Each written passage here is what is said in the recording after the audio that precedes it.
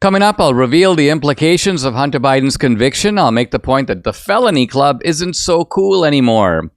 Erik Prince, the CEO of the military company Blackwater, joins me. We're going to talk about the elections in Europe over the EU. We're going to talk about Ukraine and also Israel. Hey, if you're watching on Rumble or listening on Apple, Google, or Spotify, please subscribe to my channel. This is the Dinesh D'Souza podcast.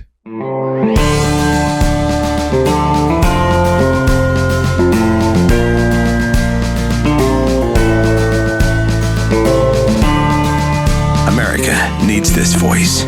The times are crazy. In a time of confusion, division, and lies, we need a brave voice of reason, understanding, and truth. This is the Dinesh D'Souza podcast. I want to talk in this segment about the uncool felon. And I'm talking, of course, about Hunter Biden. He is making felony very uncool indeed. I was beginning to feel, well, as you know, I am a former felon. A very odd category because you can't really call me a felon. Some go, well, yeah, Dinesh, you are a felon, and despite your pardon, because pardons don't really overturn what you did. They merely give you a pardon. But the truth of it is, what does it even mean to be a felon? Well, it actually means things like you can't vote. Or you can own a gun. You are restricted in your rights. But I'm not. I can vote. I can own a gun. I have all my rights back and my record is completely clear. So what does this make me if not a former felon? But nevertheless, for a while there I was feeling like a pretty cool member of the felon club because I was like, wow, I'm in very distinguished company. Solzhenitsyn was a felon. Martin Luther King was a felon. Mandela was a felon.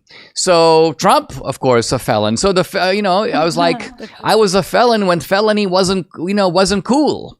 It's becoming cool. But now, alas, it's becoming uncool again. Why? Because Hunter Biden, it's like you're in a nice club, you're having drinks, you go to a bunch of cool characters, Solzhenitsyn is telling us all about the Gulag Archipelago, and so on, and then in comes Hunter Biden. I mean, talk about ruining the party. Talk about everybody getting up and leaving. Well, he's the only crackhead. Yeah, so suddenly you've got this depressing crackhead, and So Hunter Biden, yes, the left is trying to turn this to their benefit by saying, oh, look at this picture of Joe Biden. He's already suffered enough. And now his undying love for his son is now being tested. And so here's a post on social media showing Joe Biden hugging Hunter Biden. You can feel the emotion in this photo taken this afternoon. On a human level, the conviction of his only surviving son has got to be gutting for Joe Biden. And I'm looking at the photo, and it looks to me like it's straight out of The Godfather. It's sort of like Don Corleone hugging his son Michael. Now no one denies the Don loves Michael. I mean, who says that mafia families don't have normal human affections? These people aren't like automatons or robots. Yeah, but when the Don is hugging Michael, he's whispering something into his ear, like, I'm going to make sure they never find you. And I think in this case, Joe is whispering to Hunter, listen, like, yeah, I'm really glad you took the hit. This keeps me off the hook. So this is actually the words being exchanged, So we shouldn't develop too dewy-eyed and romantic a picture of all this. Now, our friend Laura Loomer has waded into this because Joe Biden issued a statement, and his statement was just unbelievably shameless, basically talking about the fact that he and Jill are, mourning what's happening with their son and so on. And so here comes Laura Loomer, guns blazing in her normal fashion. And she basically says, she makes a series of points, which we've known about, but we should be reminded of. And it shows you, because they're trying to make it look like Joe Biden is like best dad ever. That's basically the theme. They're trying to convert this 3 felony guilty count into an exhibition of Joe's unbelievable and Jill's unbelievable parenthood. So Laura Loomer comes in and goes, Joe Biden was having an affair with Jill Biden at the time that his wife got into a suspicious car accident and was killed. So basically what happened is that Joe was having this flagrant affair with Jill. Source, by the way, Jill's husband. Jill's husband is the source. He's confirmed that this is in fact what was happening. And Joe's wife was so distressed that she crashed her car and was killed. Now, the circumstances of that are not entirely known. Joe Biden has been going around saying that the other guy was drunk. This is simply a flat-out lie. There's no evidence that the other guy was drunk. It looks like this was a certain type of a suicide imposed by Joe's cruel treatment of his own wife. And so this is Laura Loomer. Biden ruined a man's life to cover up the fact that he was cheating on his wife at the time of her death, that also killed his newborn baby daughter. Wow. And then she goes on to point out, again, the obvious, which is that Jill Biden keeps calling him her son, but she's not his son. In fact, and then, of course, here comes a whole bunch of leftists, from Brian Krasenstein to a bunch of other guys. They basically go, or Laura Loomer is a horrible person. Laura Loomer is a liar. All kinds of foul language on X about Laura Loomer. What a miserable waste of a human being. Blah, blah, blah. But the point here is Laura Loomer is actually right on the money. I mean, look at this dysfunctional family. And I just point out a small tidbit, right? Here is, so Beau Biden, this is part of the Biden family tragedy. Beau Biden dies. What does his wife do? She immediately takes up a sordid relationship with Hunter Biden. So, what a way to mourn, right?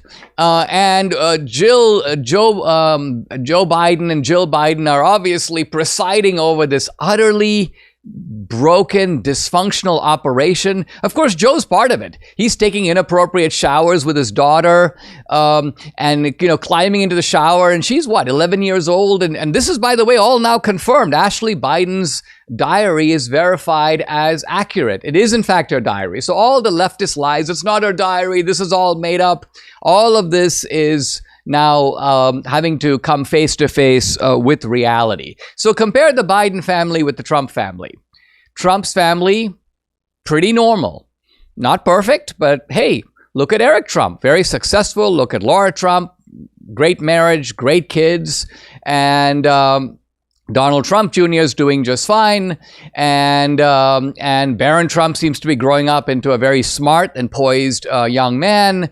So as you go down, look at the Trump family and compare the Biden family, which is really the dysfunctional family? Which is the family riddled with addiction, adultery, sordid, semi-incestuous affairs, showering with inappropriate showers with underage girls?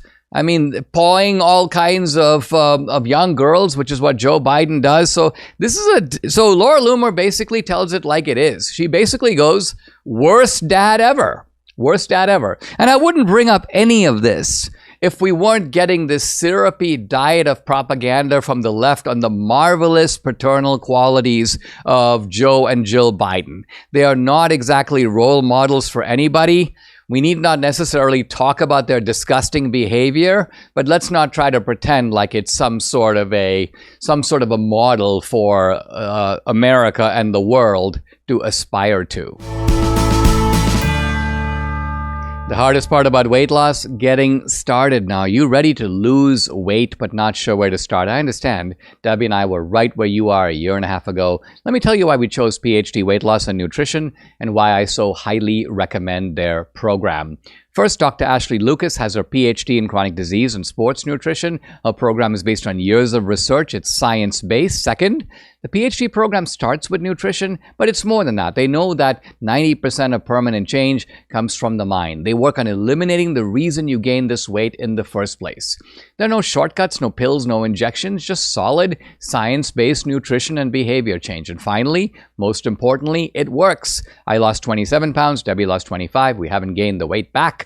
So the best thing about this program, they have an 85% success rate of their clients maintaining the weight loss for life. They provide elevated maintenance support for you through the PhD alumni community, which will provide you the support you need to keep the weight off and not get it back. So if you're ready to lose weight for the last time, Call 864-644-1900 to get started. You can also go online at myphdweightloss.com. Do what we did, do what hundreds of my viewers and listeners have done. Call today. Here's the number, write it down, 864-644-1900. Before I tell you about a very special offer, I want to first explain why this product is absolutely worth it without the discount. I don't take a particular supplement just because I get a discount. Anything as important as nutrition, I'll research it first. Now, here's the product. It's Balance of Nature. It is fruits and veggies in a capsule. So go to balanceofnature.com, scroll down the homepage to see all that goes into each bottle of Balance of Nature's fruits and veggies. You'll see, like I did, it's well worth it. But not just the ingredients, the real stories from real customers, and they have hundreds of thousands of customers. Each customer success story is just another example of how people are finding and taking Balance of Nature's fruits and veggies. Take their risk-free money-back challenge today and use my special promo code, which is America, to get 35% off your first order. Plus, this free fiber and spice supplement, and you also get free shipping. Here's the number to call, 800-246-8751. The number again, 800-246-8751. Or you can go to balanceofnature.com. When you use discount code America, you'll get the special offer, and that's 35% off, plus free fiber and spice, plus free shipping. The trans phenomenon in America is a very strange one, and it is being pushed aggressively by the left and pushed aggressively by the LGBTQ movement. And it's a little bit unclear why that is the case. I say this because trans people are few in number, and they're certainly not the center of the LGBTQ movement. That would probably be the gays and the lesbians. And in some ways, these groups are undercutting the rationale for their own claims by promoting trans ideology. Why is that? That's because the whole claim of the gays and the lesbians was, we're not choosing to follow these lifestyles. It's not as if someone goes, hey, listen, I think I would like to be gay. Their point is, this is the way we are. Now, we're not really sure if this is something that was wired by nature or by biology. We're not sure if this is something we developed in early childhood. But either way, it's not something that we control. It's not something that we determine. It's something that is determined for us.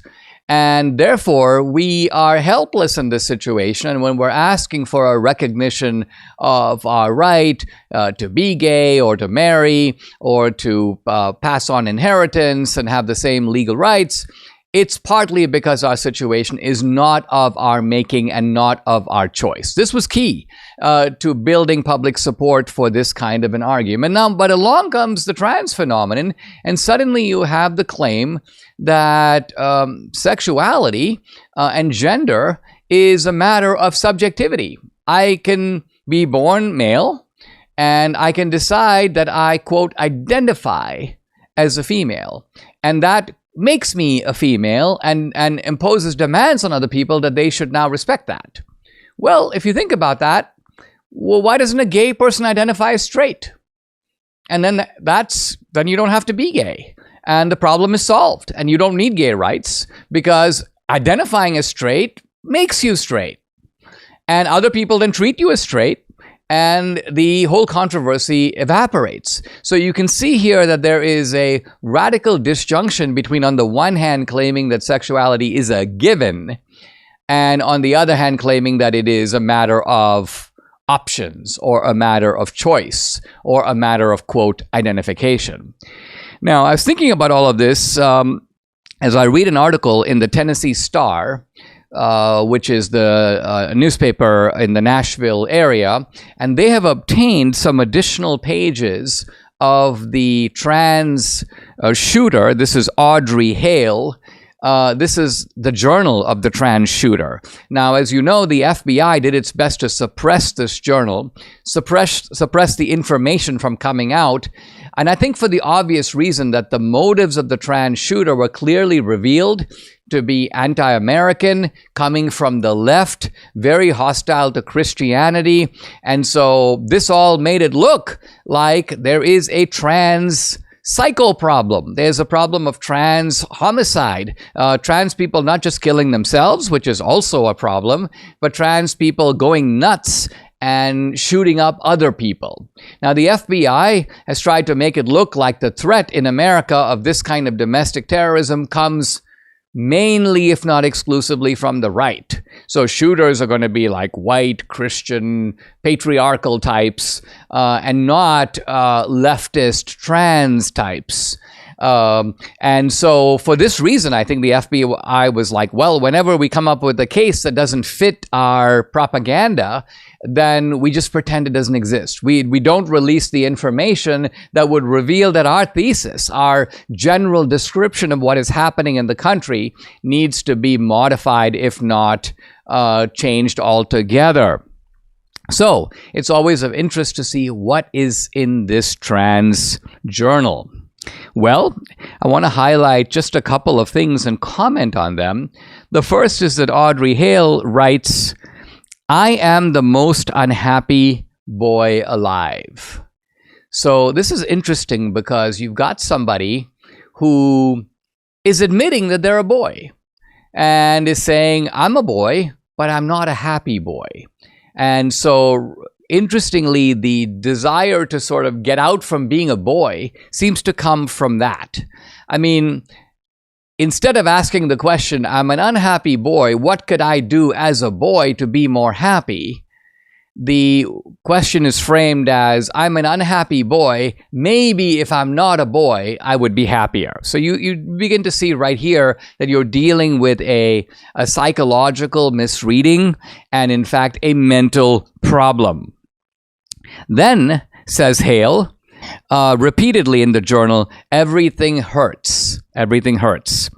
And this is not specified as to what hurts, but it seems that Hale was on a whole cocktail of medications, taking all kinds of medications for anti-anxiety, anti-depression, not to mention a whole bunch of other things, maybe even a certain sexual dysphoria. And so the side effects of these medications, which by the way are written like on the bottle, are abnormal dreams, outbursts of anger, tremors, delusions, physical weakness. So it looks like some of the symptoms that Hale was experiencing were coming right from the medication. So you've got a mental problem, you take certain medications to deal with that problem, and the medications exacerbate, well, they don't necessarily exacerbate the problem, but they produce side effects that are in themselves problematic and even dangerous.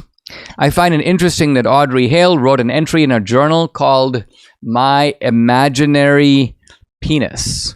Whoa. Now, what's really weird about this is that at the time that this was written, Audrey Hale had not transitioned. Audrey Hale had a real penis, but Audrey Hale is somehow acting like my penis is imaginary. I mean, think about this. You've got a person looking at themselves. It's like if I were to look and say, my imaginary arms. Well, they're not imaginary. I have arms. Anyone can feel them. They're here. I see them just like everyone else. And yet, I'm so messed up in the head that I begin to think that my arms are not really there. They're imaginary. And then finally, in probably a moment of self-revelation, writes Hale, God, I'm such a pervert. I didn't say it. This is Audrey Hale reflecting on herself, recognizing that she or he or that you're dealing with a massively screwed up person. Now, none of this by itself is a full explanation of going into a school with automatic weapon and shooting up the school and getting shot yourself and killed. But it's clear we are dealing with a serious problem of mental dislocation, mental illness. And the fact that this kind of mental illness is being promoted, valorized, celebrated, incubated in our society shows that there's something wrong not just with Audrey Hale, but with society at large. We recently had some monumental, and not in a good way, news that no one's really talking about. For the first time in our history, the interest we pay on the national debt surpassed every individual budget item except Social Security. That's right. The U.S. now spends more on interest than on national defense or even Medicare, and it's only getting worse as big government continues to spend like drunken sailors.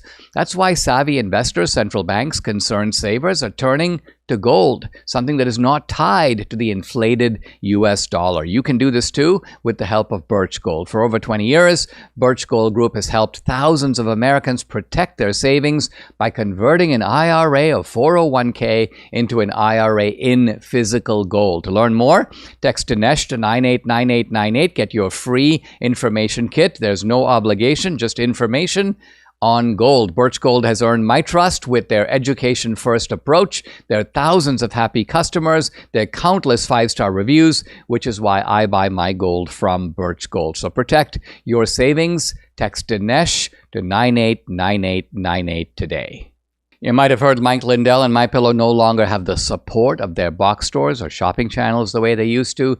They've been part of this cancel culture, and so they want to pass the savings directly on to you by having a $25 extravaganza. Now, when Mike started MyPillow, it was just a single product, one product company, the pillow.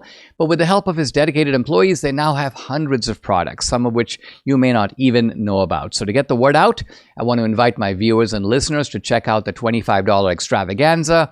2-pack multi-use MyPillows, $25. MyPillow sandals, $25. 6-pack towel sets, $25. Brand new 4-pack dish towels, you guessed it, just $25. And for the first time ever, the premium MyPillows with the all-new Giza fabric, just $25. By the way, orders over $75 get free shipping as well. The amazing offer won't last long, so take advantage of it now. Call 800-876-0227. The number again, 800-876-0227, or go to mypillow.com to get the discounts, to get the free shipping.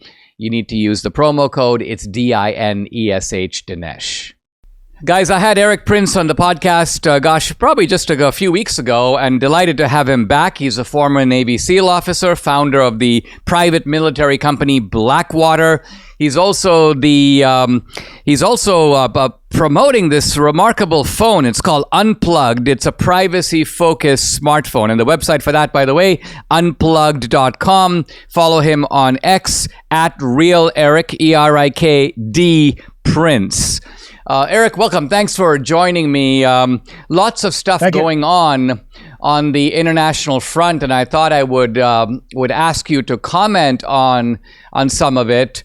I want to start by just talking about these elections that are happening all over Europe in connection with the EU. This is elections notably in France, which seem to have shaken the Macron government. In fact, Macron looks like he's now going to call a national election, but the reverberations go beyond France. Do you think that people in Europe are getting restless or waking up or moving right? What's happening? This is 100% driven by the out of control illegal migration they've had flowing out of Africa and out of the rest of the world. When you have, the AfD, which is considered a threat to democracy in Germany by the globalist leftist parties there, and they're demanding, foreigners out. And in the same in France, you have cities in France that are unrecognizable, overrun with Islamists and with people that just don't have anything to do with French culture and demanding an end to French culture. And the people are saying enough. I even think the next big upset you'll see is in the UK. The Tory government is going to get pounded in the next election they have because they've done such a lousy job of stopping illegal migration that people are going to throw it to Labour and see if they can do any better, because it's been that pathetic. Even Meloni in Italy, with the Brothers of Italy party, significantly expanded their scope, and it is 100% about migration. Why do you think, Erik, that, I mean, it's kind of interesting, right? You have Maloney, who sort of ran on a right-of-center platform. You have the Tories in Britain. You would think that it doesn't take a genius to see that this is a politically volatile issue. This is actually hurting them politically. Why would even conservative-leaning governments continue these disastrous policies and run the risk of the country going from the frying pan into the fire? In other words, you bring in the Labour government, presumably they would be worse. Yes, they would, but the Tories have been absolutely pathetic. They've been like a bunch of rhinos in America, talking one thing and just doing nothing. And the other thing I've noticed about Europe is how shockingly servile they are to the U.S. government, and not really sticking up for their own interests, but they've been quite obedient to this globalist lie. And whether it's on green mandates and making electricity much more expensive, Germany is really massively losing competitiveness in their industries because their cost of electricity have gone so high. I talk to the Italians, and I remind them, because they wonder, what do we do about Libya? And they're just all looking to whatever the State Department ridiculous opinion is. And I remind the Italians, guys, you used to run the entire world from this city. Why are you waiting for Washington? If you step forward and say, enough, we're going to solve this border disaster in Libya, and move out smartly, lead, follow, or get the hell out of the way. They all need to get back to that attitude, because Washington is largely the problem at an international scale, not the solution. I assume that another area where the Europeans have been very servile, very pliant, very obedient, to use your term, is Ukraine. And so you've got this kind of Western alliance on Ukraine, but it looks, at least to someone like me, an untutored observer watching from a distance, that this really isn't going the way that they said it would. These weapons that we're supplying look like they're going into a kind of an endless pit. The Russians appear to keep coming, and there's no end in sight. And more recently, there have been some reports to the effect that Biden is increasing the level of provocation by saying, in effect, go ahead and hit Russia in the interior with weaponry supplied by the United States. I mean, it reminds me of, you got a big burly bully, that's Putin, and let's say he's in a fight with a little guy, but behind the little guy is a big guy, kind of egging him on and handing the little guy a stick and going, go beat the big guy. Well, at some point, the big guy recognizes that I'm going to go after the guy who's supplying the stick. Do you agree that we are moving into a pretty dangerous situation vis-a-vis Russia? What should we be doing? Look, as I've said before, all we're doing now is grinding up the next generations demographically of Ukrainian men into a rototiller of Russian artillery, and it is not in Ukraine's interest to continue a pointless slaughter. As for the NATO allies, you have Germany, which is the third largest economy in the world, and they're only spending like 1.2, 1.3% of their GDP on defense, even though this has been going on in Ukraine since February of 2022, for more than 2 years now. And so they haven't really snapped to. I was in Germany just a couple of weeks ago. Life is good, and people are out and about enjoying a beautiful spring, and they're not too worried about what's going on in Ukraine. And I think even greater worry should be that our weapon systems, the very overpriced U.S. tech, is not working that well on the front. And they're not even in super high demand because they're not that effective in many cases against the Russian electronic warfare, which jams the navigation signals and the command signals so that these weapons are not hitting. Our kung fu is not nearly as good as we think it is, and that should cause our Congress to withhold money and redirect it into more productive weapons development, especially cheaper, better, faster, because the Russians are getting a lot smarter from this fight, and I would say the Russian army is far more capable than we give it credit for. And for the Ukraine to try to just out conventional war the Russian bear is a fool's errand, because in a war of attrition, when you outnumber someone 3 or 4 to 1, with weapons parity at best, the bigger guy's going to win. And especially when the Russians have proven that they will spend millions of their people, as they did in World War II, for what they consider their vital interests. I mean, in some ways, it reminds me of this is in no way a direct analogy, but the war between the North and the South in the Civil War, because you obviously had, in a lot of the battles, you had about the same number of people killed on both sides, but ultimately that was to the benefit of the North, just because they had a lot more men. So ultimately, the big guy, the guy with more resources, more munitions factories, more troops, is going to wear out the little guy who's going to run out. And isn't that what happened to Robert E. Lee? Yeah. Look, Robert, the Civil War turned into a war of attrition with effectively trench warfare, a very second generation style war. But worse than that, Russia is very much backed by China and North Korea, producing more shells. The Russian industry has fully mobilized, and they're producing artillery shells for about a third the cost of what the West is.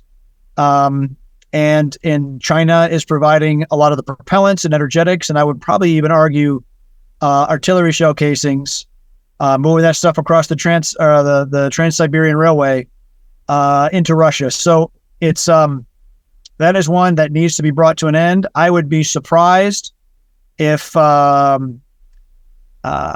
don't try to come to some kind of a ceasefire.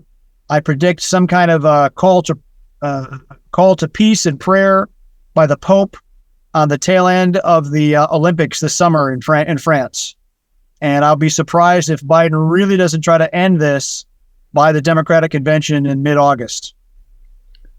Very interesting. Erik, let's pivot to Israel, because I got to say that this war in Israel, this war really over in Gaza to root out Hamas, it seems to have dragged out a little bit. I don't know if this is something that was anticipated, that this would in fact take many, many months, but it looks like politically the Biden administration is beginning to pull away from its initial unequivocal support for Israel.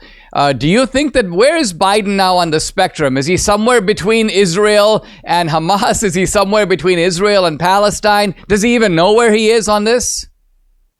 Like the Shah of Iran said after he was toppled, it's very dangerous to be America's friend under uncertain leadership.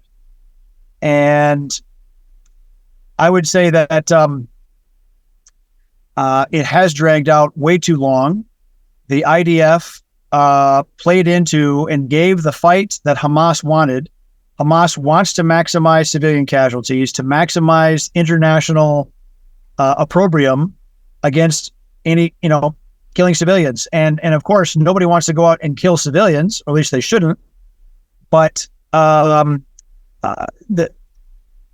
offered very directly to the IDF the ability to drill into the tunnels and flood with massive amounts of seawater, a strategy that would have prevented the necessity of all this bombing. Because if you're bombing tunnels and there's civilians living on the surface, the civilians are going to get damaged in the process, and that certainly has hurt the international reputation of the IDF. But I think because of either hubris by their generals and probably some pressure from the Pentagon to go with the most conventional, most clueless option, they have been bombing and really been stuck in a quagmire. The IDF did pull a significant rescue off last week, rescuing 4 live hostages. A lot of civilians were killed. Well, a lot of Palestinians were killed. Don't know if they were innocent civilians. Don't know if they were Hamas gunmen attacking the rescue force.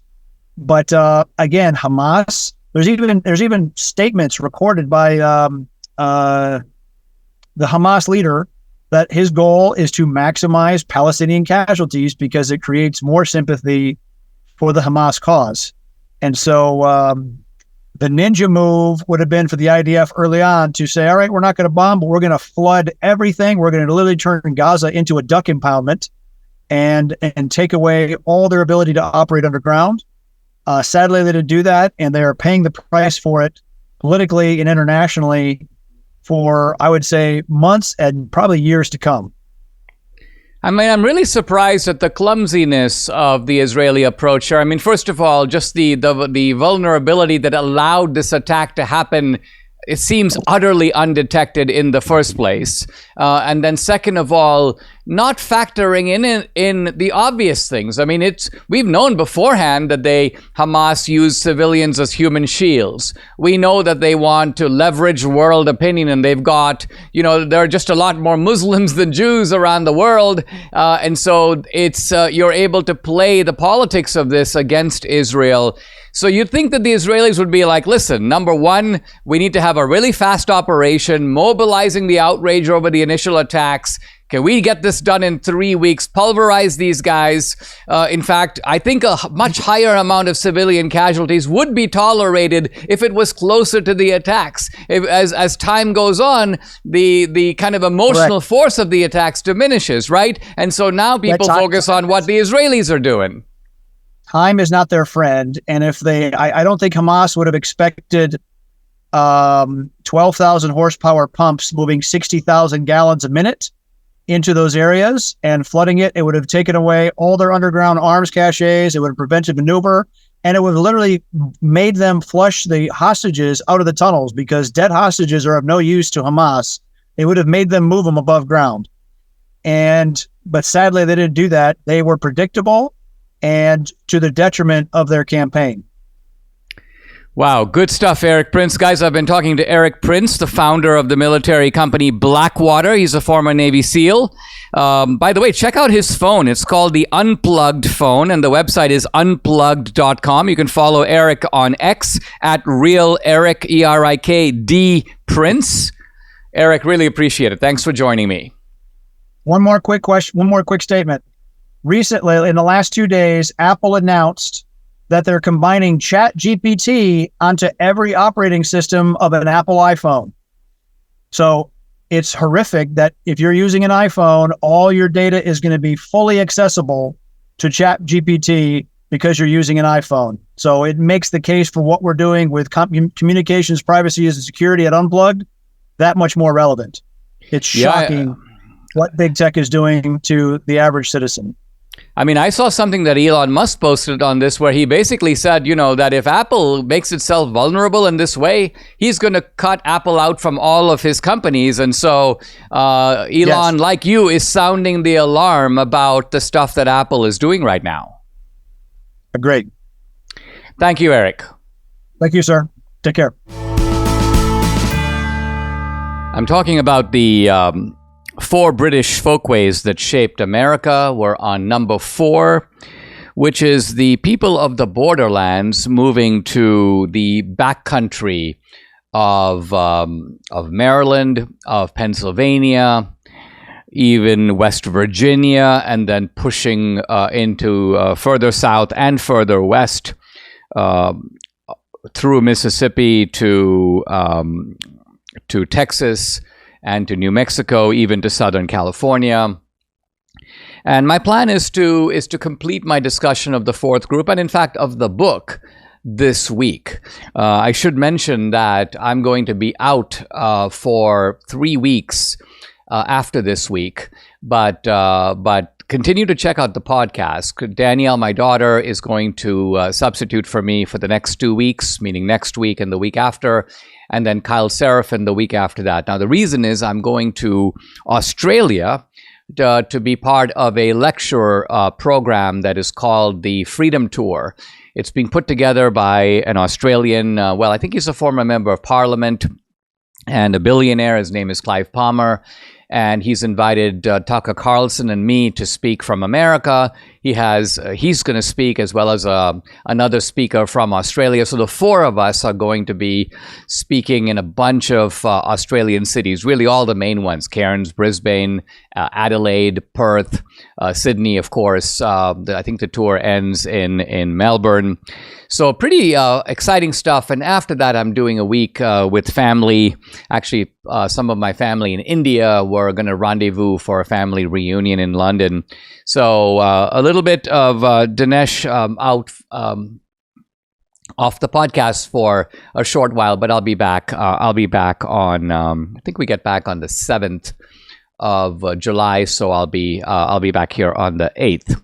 All right, now we're going to talk about the rednecks, and I want to begin with a travel account of a fellow named James Parton in the 19th century passing through Appalachian country.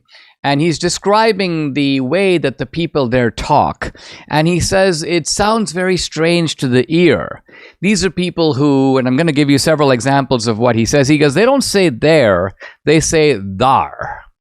He says they don't say certain, they say sartin. Instead of going, I'm going there, they say I'm a-going. I'm a-going. They say far instead of fire. They say wrestle instead of wrestle. He's going to wrestle him. They say young'uns instead of young ones. And they also use a kind of strange grammar. He come in. They is judged. He don't have none. The double negative. Or they use words in strange ways. He went till Charleston. Now, the word till is not normally used that way. Till is actually short for until. But he went till means as far as. He went as far as Charleston. And, or there never was seen the like of him for mischief. So the like of him, the point is he's kind of a mischievous guy, a mischievous guy. And that's how fixing, I already mentioned before, fixing means getting ready to do something. And so this is the argot, this is the dialect, if you will, of the backcountry. What about the architecture? Well, it turns out that in the English borderlands, it was very difficult to build permanent dwellings because there were armies go running back and forth, and things just got knocked over and knocked down. And so the style of architecture became build simple, use simple materials. That way, if your cabin is run over or knocked over, no big deal. You can put it back together again. And so small and impermanent dwellings become the feature of the borderlands. And guess what? You begin to see the same kind of thing popping up now in the backcountry in America, which is, we're talking about the invention of the small cabin. These cabins were initially just made from dirt and rocks, but later they became what we now call the log cabin. So the people of the borderlands, I won't say they invented the log cabin, but I'll say that they transplanted the idea of log cabins from the borderlands of Great Britain to the backcountry of the United States. And sure enough, you can now see these kinds of cabins. You see them in West Virginia, you see them in Mississippi, even very stylish log cabins of the kind you'll find in Colorado, in the mountains, even in chic places like Aspen and Breckenridge and so on. You find these log cabins, and they've become more decorative and they've become more stylish. But the idea goes back to the primitive log cabin, a bunch of logs tied together. And the idea, as I say, is that if you need to move it, you can easily do it. If it gets knocked over, you can rebuild. And of course, getting knocked over in the backcountry meant something different. You don't have a British army overrunning you, but you could have inclement weather. You could also have attacks from the native Indians. And so the people of the backcountry developed a sort of a lifestyle, not radically different from what they brought from Great Britain. Now, even large homes, which were built by the elite of the backcountry, these are larger families, people who are more successful. I mentioned several yesterday. These are people like the Calhouns, people like the Polks, people like the Houstons. I'm talking about the family of Sam Houston. And they would have larger homes, but made of the same kind of stuff. So instead of having a small cabin, you have a big cabin, but made of the same kind of materials. You don't find New England architecture or the kind of stately mansions that you see in Virginia.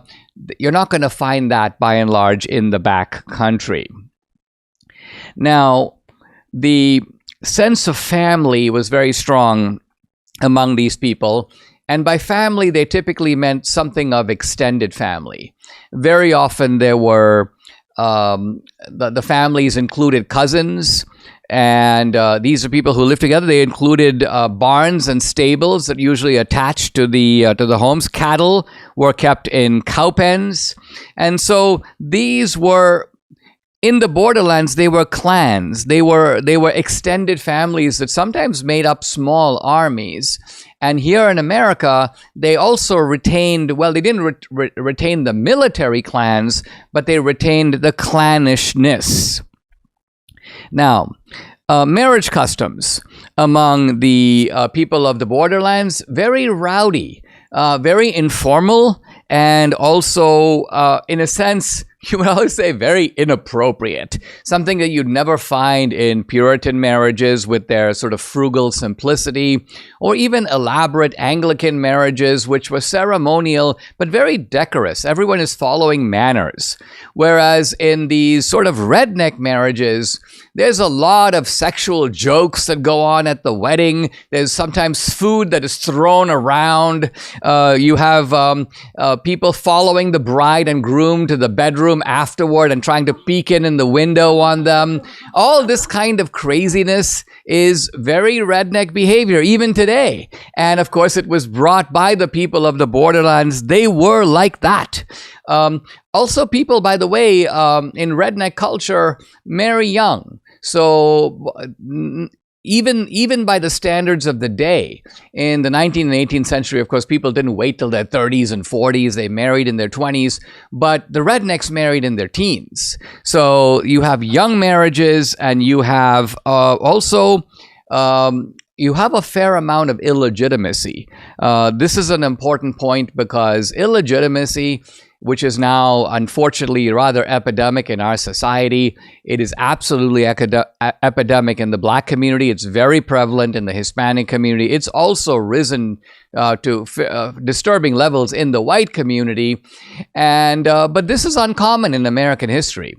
Illegitimacy was extremely rare in Puritan America. It was also very rare in Anglican America, and no surprise, it was pretty rare in the Quaker influence culture of the Midwest. But here in the backcountry, you did have a fair amount of illegitimacy, more than anywhere else in the country. So I think I'll pause here. I want to talk about the relationship between men and women on the frontier. There's kind of a feminist myth that men and women were equal on the frontier. Nothing could be further from the truth, but this is a topic I will take up tomorrow. Subscribe to the Dinesh D'Souza podcast on Apple, Google, and Spotify, or watch on Rumble, YouTube, and SalemNow.com.